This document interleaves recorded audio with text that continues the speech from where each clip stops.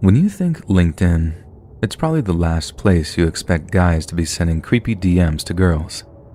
But sadly, and sometimes scarily, it happens with alarming frequency. It's a problem that me and many other girls have experienced while using the platform.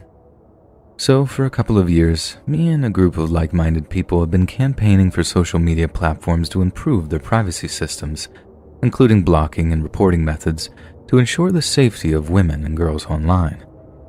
But all my campaigning has been promoted by a very close call of my own.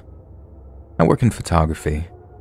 It's been my passion ever since I was a little girl, and I managed to get my hands on my mom and dad's old Polaroid camera. The digital revolution only made it even easier for me to practice my vocation, and by the time you get to the Galaxy S21 Ultra, mine's charging on my desk next to me, you can do almost everything a professional photographer can do with a device that can fit into your pocket. But there's something very authentic and gratifying about the old-school darkroom processes, and it feels like you're birthing something special instead of just capturing a passing image.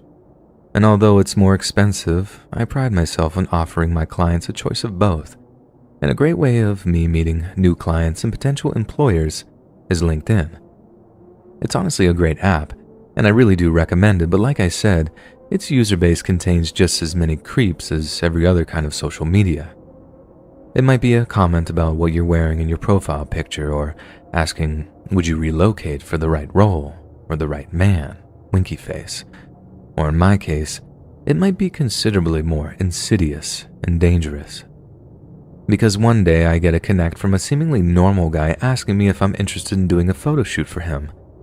I'm naturally a little bit skeptical, as he's being quite cagey about what the shoot entails, and the last time that happened, it turned out to be a couple wanting to take pictures of, you know. I give him my rate, and I tell him no nudity whatsoever. He then sheepishly mentions that some of the pictures would be topless, as they're for his wife, but promises no nudity or anything remotely sleazy. Handsome, but wholesome, I remember him saying. And I don't know, the effort he was going into making his wife happy, that did seem super wholesome to me. I guess I let my feelings speak for me, but I accepted his offer and told him that we could meet at some studio space I had a share in downtown. Public, neutral ground, on-site security, safe. At least I figured it would be, because if I'd had any inkling of what would be in store for me in that studio, I'd never have met that guy there that day. So, on the day in question, I met the guy at the studio space I mentioned. He looked kind of nerdy, curly brown hair, glasses, looking rather unassuming in his poorly fitted navy blue suit. He seemed really anxious too, like almost verging on innocent. He told me he'd never done anything like this before, and I really did believe him on that. Taking your clothes off for any reason can be very, very nerve-wracking, especially when the opposite gender is involved, which is half the reason I tend to avoid shoots like that. People's nerves are frayed around the edges, and it can make for a really bad atmosphere between you and the subject, which is the polar opposite of what makes a good photo shoot. But like I said, the fact this guy was really putting himself out there just to make his wife happy, God, I suppose that hit me right in the feels. I plugged the door code in, welcomed the guy inside the studio, and then asked him how he'd like to start. For example, if he might like a few professional-looking shots since he appeared to be in his work clothes. He says sure, and I try my usual technique of just chatting with the subjects while I'm shooting. This tends to make them feel at ease, and if you can coax a natural smile out of them and capture that on film, pure gold. They'll buy that shot every single time without fail. The shoot is going rather well. I'm getting absolutely no bad vibes off the guy, so I initiate a conversation about his wife that'll hopefully lead into some topless shots. At this point, I should really add that it was pure altruism that had me gunning for shirtless pictures, as I'm entitled to charge a premium for such shots, and the guy had agreed to that. If he turned out to be a creep, I could just avoid those kind of shots entirely, but since he'd yet to start acting weird, well, go figure. At first, the way he was talking about her was as sweet as I could imagine it would be. He was talking about how there was no one else in the world for him, that he'd known her for years before he'd finally decided to pluck up the courage to ask her out. He said she was everything to him, the first thing he thought about in the morning and the last thing he thought about at night. The only thing was, he didn't feel like he was man enough for her. He didn't feel like he projected the kind of masculinity she needed to stay interested in him. He'd said he'd been working out, watching his diet. He wanted her to find him sexy, not just cute, as he put it. And weirdly enough, I knew exactly what he was talking about, as it's something I feel like I've struggled with throughout my dating years. Sometimes you don't want to be mousy or adorable. You want to feel hot. You want people to burn for you. And with that in mind, I invited my subject to take his shirt off. The first thing I noticed was how true to his word he was about working out. I was shocked, but not entirely surprised. I mean, he had told me. But the thing that made me gasp was how his upper arms and torso were almost completely covered in tattoos, many of which looked like he'd done them himself. There was a handful of crudely inked pictograms depicting religious iconography from a variety of different Christian sects. But most of the tattoos were just short verses with markings underneath, and it was only when I looked through the lens of my camera that I realized that they were Bible verses. I'm almost completely stunned by what I'm looking at, but I do at least try throwing out a compliment, saying what you like about the presentation, the dedication to covering himself was admirable, to say the least. When I asked him which tattoos were his favorites, and that maybe I can work them into the composition, he pointed to one in particular. I had to look it up to get it exactly right, but it was this one. Genesis 2:24. Therefore a man shall leave his father and his mother and hold fast to his wife, and they shall become one flesh. He told me that's how he felt about his wife, that they were of one body and one flesh. But unlike before, when all of his romanticisms just came across as sweet and wholesome, I started to find his philosophy deeply disturbing. He started to flex, showing off his muscles, and trembling with raw power as he did so. I mean, he was ripped, frighteningly cut, only it wasn't attractive. It was starting to get scary. I started to get really nervous by the time he started to show off some rather weird-looking scars over where his heart was. At first, I thought it might have been chickenpox scars or something, albeit in a very localized place, I guess you could say. But he went on to tell me that he'd traveled over to Italy a few years prior to take part in a kind of religious flagellation ceremony where he and around 30 other men repeatedly stabbed themselves in the chest with a kind of needle comb. I don't have anything against organized religion as such. People are free to practice whatever they want, in my mind. But someone who hurts themselves because of how much they love God? I don't know. That just doesn't sit right with me. If there is a God, I don't think they'd want their children hurting themselves. Yet the thing that actually terrified me of the guy, not just nervous or cautious or whatever, was what he said towards the end of the photo shoot. I decided to ask him about his wife a bit more, just to kind of get him out of such an aggressive macho headspace. And that's when he started to giggle. I can barely describe how horrifying it was to hear such a childish, infantile giggle come out of such a monstrous form. And the more he talked, the more I realized something about his wife, and that's that he didn't seem to know all that much about her, only that he was counting on her being impressed by his topless photos, which by that point were far creepier than they were alluring. I wrapped the photo shoot up as quickly as I could after that. As much as they'd come on slowly, I never felt such a threatening aura come off of a subject in all the years as a photographer. He paid on time, left me a positive recommendation, and after that, I told myself I'd never have to deal with him ever again. But it was only later that I realized something truly terrifying about the guy, or rather, call it less of a realization and more of a theory. The way I see it, he didn't know much about his wife because they hadn't met. All he did know could have been gleaned from watching her, stalking her, and it makes me feel sick to my stomach thinking he might have used my pictures to, make a move on her or whatever. At least, that's the nightmare scenario that plays itself out every time I think about it. I just pray that, or maybe in this case, pray would be the wrong word to use. I just hope that I don't read about my subject in the paper or online, and a story about the latest young woman to fall victim to obsessive male violence. A few years ago, I was down on my luck on the relationship scene. My girlfriend of 3 years had just broken up with me because she had just started dating her boss. And when I found out, I came to know that it had been going on for the last 2 years. Isn't that just peachy? Anyways, I joined Tinder. Something that I am not proud of. I tried to connect with a bunch of girls at home that I can find someone decent while I am down. Don't get me wrong. I am not looking for a quick hookup, but I needed someone to fill that void from the previous relationship.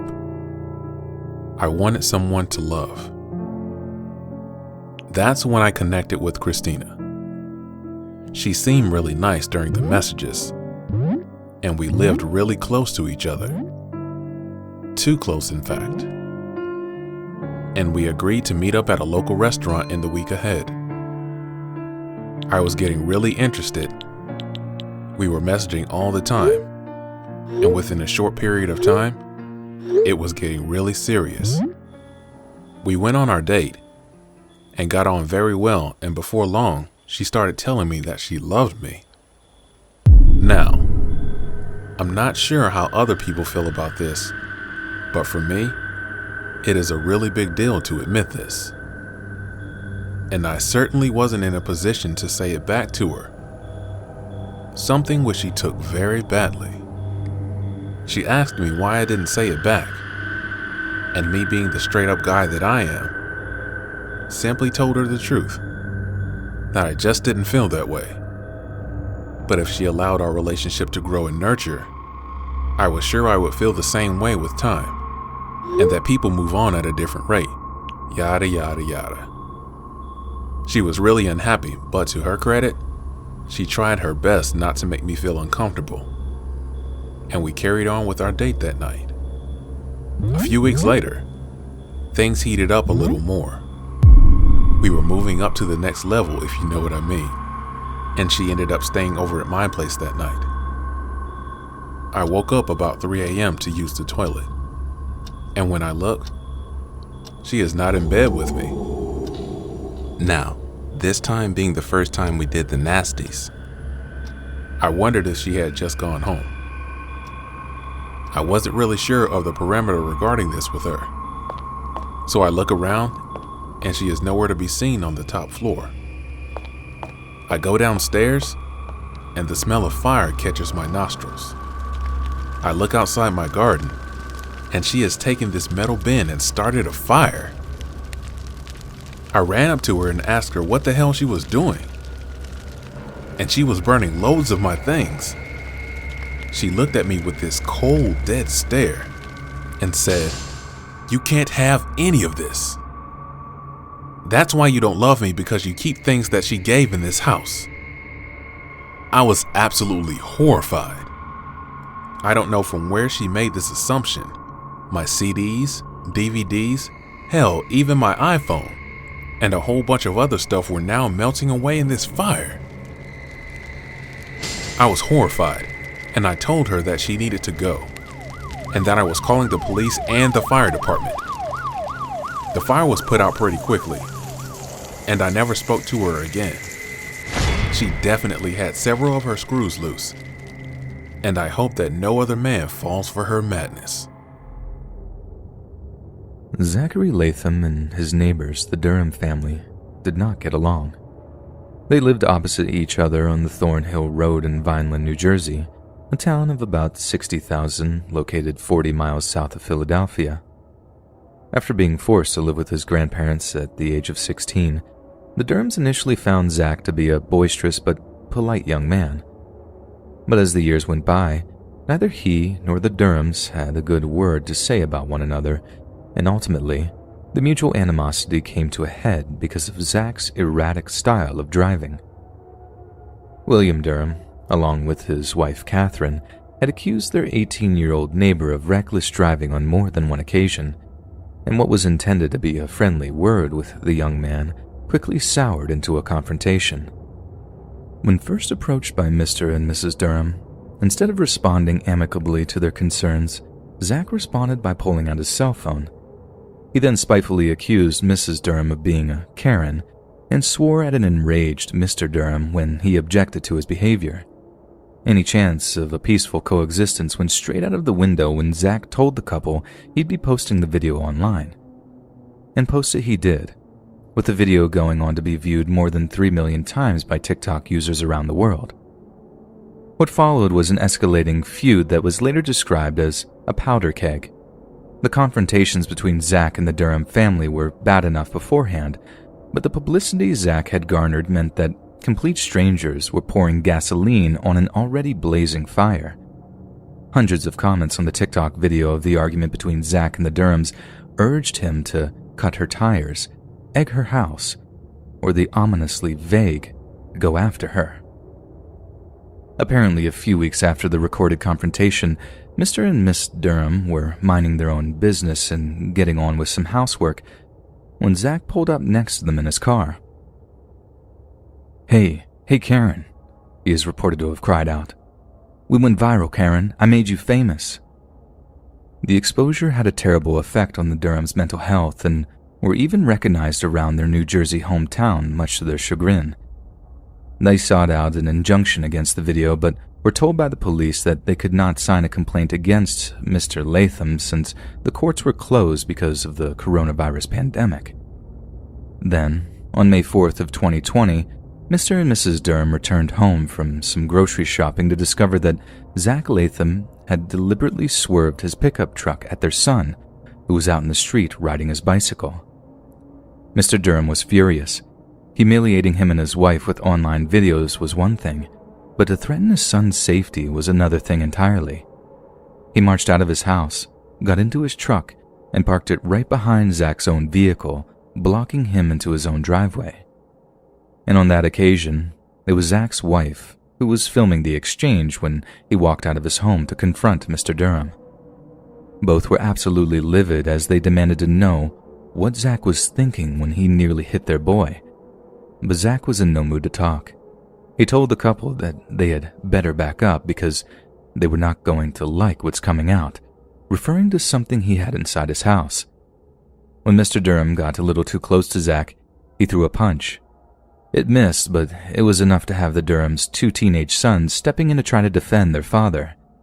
It was then that Zach grabbed a stun gun and knife from under the driver's seat of his truck, firing the taser at the 2 boys after swinging at them with the knife. Mr. Durham then grabbed Zach in a misguided attempt to disarm him, who was lithe and fast enough to shake the older man off before slashing his right arm with the knife. With Mr. Durham bleeding profusely from the knife wound, Zach attempted to retreat into his garage, but the red mist had descended on his older neighbor, with Mr. Durham following him into the garage, cursing up a storm and promising to kill him. A courtroom later heard that a brief but violent melee then ensued, one in which Durham was repeatedly shocked with a taser. Zach's young wife begged him to drop the knife, but despite her pleading, Zach plunged the tip of the knife into an area just below Mr. Durham's armpit, a stab wound which punctured his lung and caused it to fill with blood.